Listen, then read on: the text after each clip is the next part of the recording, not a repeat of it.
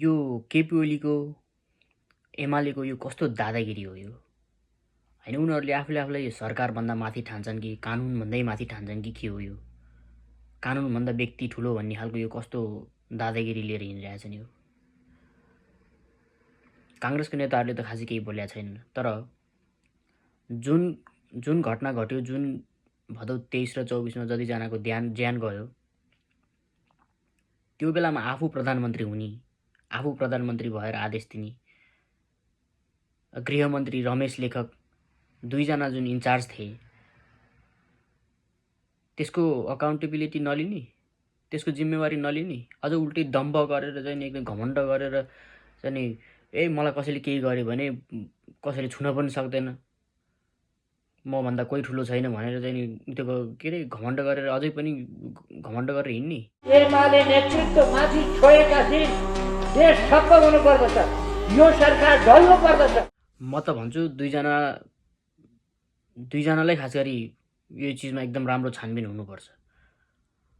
बयान लिनलाई बोलाउँदाखेरि सरकारले बयान लिन बोलाउँदाखेरि चाहिँ न्यायाधीशले बयान लिन बोलाउँदाखेरि, यो आयोगले बयान लिन बोलाउँदाखेरि बयानमै जान्न, कसले के गर्दो रहेछ, गोली ठोके पनि जान्न भन्ने कस्तो हो यो? कानुनको त पालना गर्नु पर्यो नि।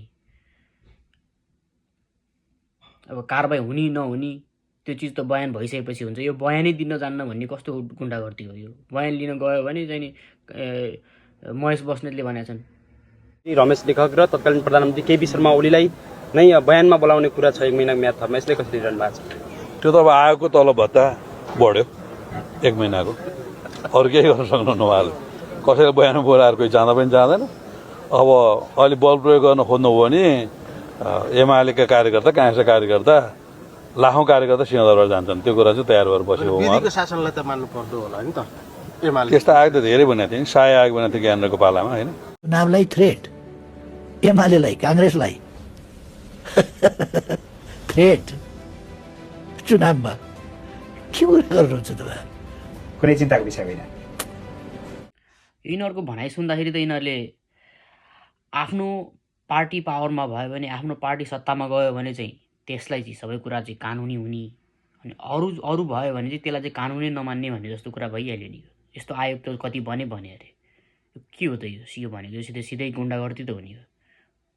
त्यस्तो कानुन त कति भने त्यस्तो कानुन त हामीले जति पनि बनाउन सक्छौँ, त्यस्तो कानुनलाई त हामी मुठीमा लिएर हिँड्छौँ भने जस्तो कुरा भइहाल्यो नि।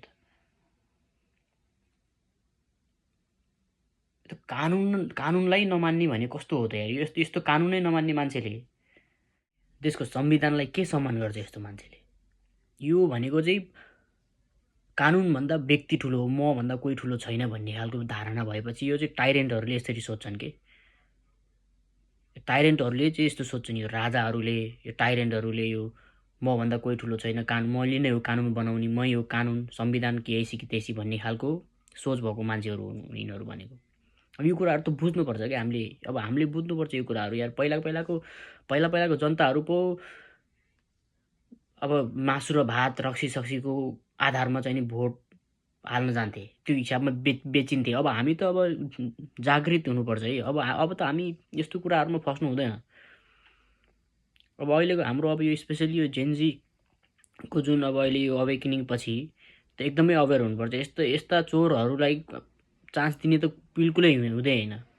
यस्तो चोरहरूको कुरामा फस्ने, यस्तो चोरहरूको यदि हाम्रो जेनजी साथीभाइहरूलाई म के भन्छु, तपाईँहरूको आफन्तहरूलाई, तपाईँहरूको बुवा मम्मीहरू जो पार्टीमा आधारित जो पनि पार्टीमा संलग्न हुनुहुन्छ उहाँहरूलाई सम्झाउनुपर्छ तपाईँहरूले। यो कुरा ठिकै छ, उहाँहरूले सपोर्ट गर्नुहुन्छ, मेरो बाबा मम्मीले अब एमालेलाई सपोर्ट गर्नुहुन्छ, केही हुन्न। त्यो होइन कि तपाईँहरूले बोल्नुपर्छ घरमा, यस्तो चोरहरूले गर्दाखेरि हो देश बिग्रेको।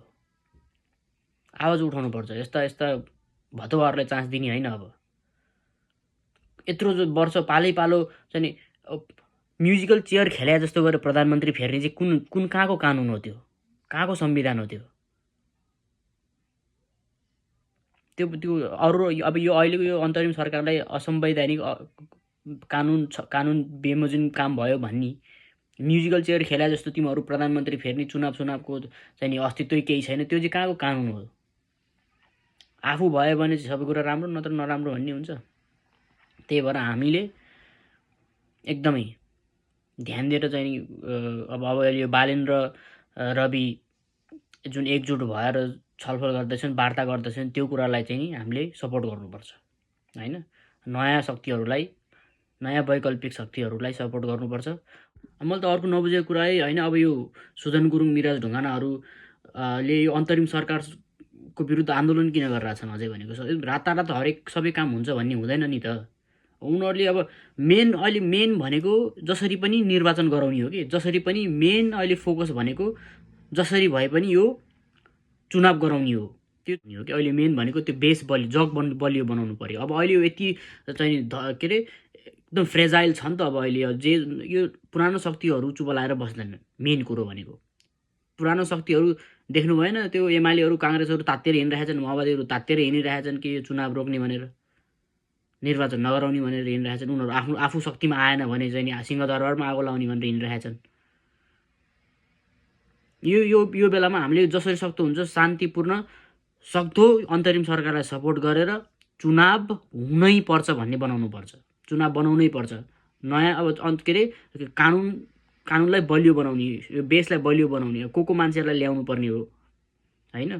कुन आधारको चाहिँ नि स्ट्रक्चर हुन्छ देशको होइन। यो देशको के अरे कन्स्टिट्युसनलाई फेरि रिड्राफ्ट गर्ने हो कि देशको संविधानलाई फेरि चाहिँ नि कुन हिसाबले सच्याउने हो, कुन अनुसारले। अब नेपालको शिक्षाको हालत त्यस्तै छ, स्वास्थ्यको हालत त्यस्तै छ, त्योतिर ध्यान दिने हो कि यो देशलाई फेरि पछाडि ढकाल्नेतिर अब त्यतातिर हामी जानु हुँदैन होइन। त्यही भएर अब म जेन्जी साथीभाइहरूलाई पनि म त्यही भन्छु।